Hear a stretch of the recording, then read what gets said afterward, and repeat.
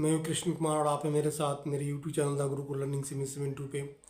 Guys, जो बच्चे अभी वेट कर रहे हैं, जो Bihar special teacher eligibility test का जो पेपर हुआ था, उसके बारे में मैं आप लोगों को इन्फॉर्म कर रहा हूं कि जो आपने पेपर दिया था 23 और 24 फरवरी को, तो उसका ना जस्ट आपका जो आंसर की है आपको देखने को मिलेगा।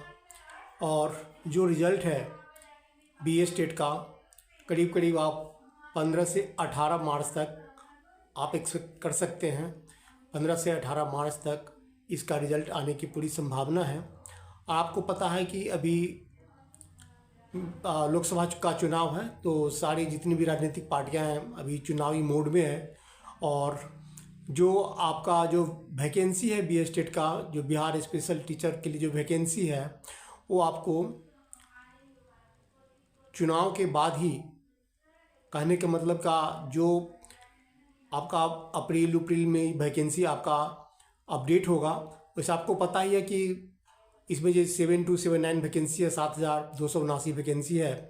और जो बच्चे जो पेपर दिए थे, मैंने आप लोगों को बताया था 12,000 बच्चे इस एग्ज़ाम में अपेयर हुए थे Bihar special teacher eligibility test में, जिसमें से अब जो कुछ बातें निकल कर आई है उसमें बहुत सारे जो बच्चे थे, उसमें बिहार के जो जनरल एजुकेशन के जो बच्चे हैं प्राइमरी का, बहुत सारे बच्चों ने फॉर्म फिलअप कर दिया था। लेकिन उनके फॉर्म फिलअप करने और पेपर देने से कोई फ़ायदा तो है नहीं, क्योंकि जो स्पेशल जो एजुकेशन टीचर होते हैं, स्पेशल जो एजुकेटर होते हैं, अलग होते हैं। इसका सिलेबस अलग है, इसका एग्ज़ाम पैटर्न अलग है, इसका टोटल सिस्टम अलग होता है। तो जो जनरल एजुकेशन से जिन्होंने डिप्लोमा किया हुआ है उसके लिए कोई फ़ायदा ही नहीं है, या जनरल एजुकेशन से जिसने आपको बीएड किया हुआ है यानी उसके लिए इस एग्ज़ाम में बैठने का कोई फ़ायदा नहीं है। वैसे बहुत सारे बच्चे इसमें बैठे हुए हैं। तो मुझे तो ये लग रहा है कि आप ये समझ लो कि 12,000 में से आप ये समझ लो कि 3-4 हज़ार बच्चे तो वही बैठे होंगे, है नहीं। तो ज़्यादा कंपटीशन तो बिल्कुल ही नहीं है। आप एक्सपेक्ट कर सकते हैं कि जो आपका एग्ज़ाम होगा, आप ये समझ लो कि इसमें अगर, वैसे तो ज़्यादा ये नहीं था, अगर हो सके तो मैं तो ये कर रहा था कि चूँकि इसमें बच्चे पूरे के पूरे 12,000 में बच्चे तो 3-4 हज़ार तो वैसे भी क्लियर नहीं कर पाएंगे। तो 7,279 जो पोस्ट हो गया, उसमें से अगर 9,000 बच्चे अगर हैं तो कंपटीशन क्या है, इसको तो कुछ भी कंपटीशन आप नहीं मान सकते हैं। इसमें आप ये समझ सकते हो कि आप जो मेन जो इसका मेरिट लिस्ट बनाकर भी इसको एक क्या आ सकता है, बीए स्टेट का जो स्कोर है, जो मार्क्स है, उसके आधार पर भी इसमें वैकेंसी को लेटेस्ट किया जा सकता है, मतलब किस वैकेंसी को निकाला जा सकता है। और नहीं तो एग्ज़ाम लेगी भी तो अब अगस्त में लेगी, है नहीं, सब गवर्नमेंट। और अगस्त में आपको पता है कि बीपीएससी ट्री 4.0 हो रहा है, तो हो सकता है कि उसमें फिर एग्ज़ाम ले।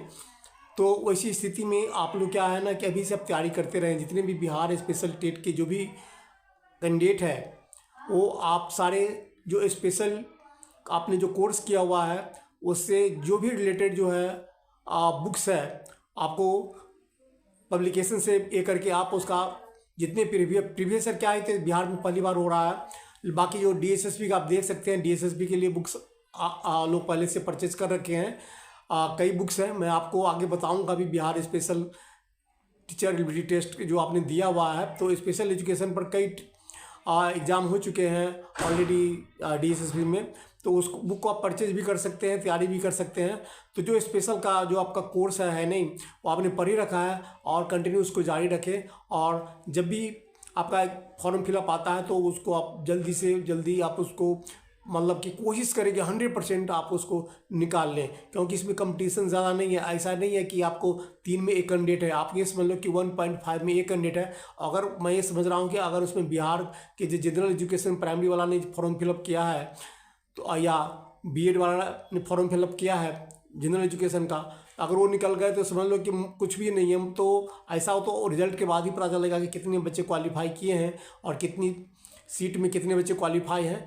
तो उस आधार पर अगर ऐसे भी आपने देखा है पीजीटी में बिहार में जो बीपीएससी ट्री 2.0 हुआ था, तो कई ऐसे पोस्ट है कि बिहार गवर्नमेंट ने एग्ज़ाम तो लिया था, लेकिन कई बार वैकेंसी ज़्यादा थे और टीचर वैकेंसी तो ज़्यादा थी लेकिन बच्चे कम हो गए थे, तो उसमें सबकी जॉब हुई है। तो हो सकता है कहीं ऐसा ही हो कि आपकी वैकेंसी ज़्यादा है और बच्चे कम हो जाए, ऐसा हो सकता है, क्योंकि सारे बच्चे क्वालिफाई अगर नहीं करते हैं या जनरल एजुकेशन जो भी बच्चे इन्होंने दिया है अगर वो तो मतलब ही नहीं उनका वैकेंसी में आने का, तो ऐसी स्थिति में हो सकता है कि आप लोगों का जो सिलेक्शंस है 100% श्योर हो जाए। तो जो मेरा चैनल है द गुरुकुल लर्निंग 772, इस पर स्पेशल का आपको अपडेट मिलता रहेगा, स्पेशल एजुकेटर का बिहार का आई। और अगर आपको चैनल बिहार स्पेशल एजुकेशन में आपने जो दिया है, मैं देख भी रहा हूँ कि जो चैनल है मेरा द गुरुकुल लर्निंग 772 काफ़ी बच्चे बिहार में इसको सर्च कर रहे हैं, देख रहे हैं, तो इसलिए मुझे लगा कि नहीं ये बच्चों को अपडेट देना चाहिए था।